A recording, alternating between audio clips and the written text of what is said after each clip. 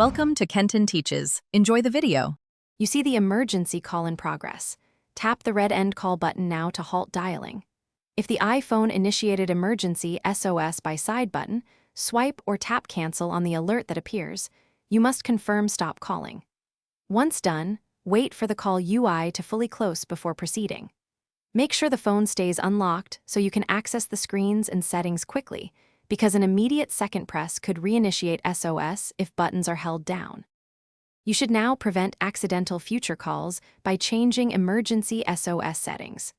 Open Settings, go to Emergency SOS, and toggle Auto Call Off or switch between Call with Hold and Call with 5 clicks depending on your preference. Changing this explains the why.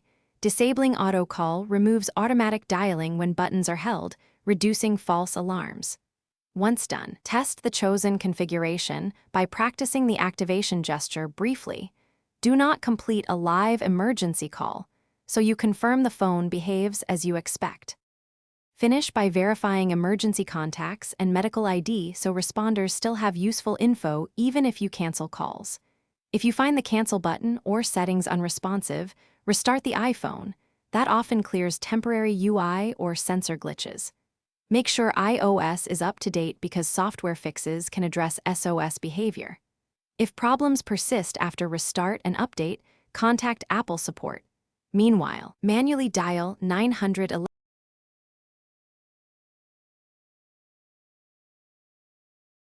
Thanks for watching. Please subscribe if this video was helpful.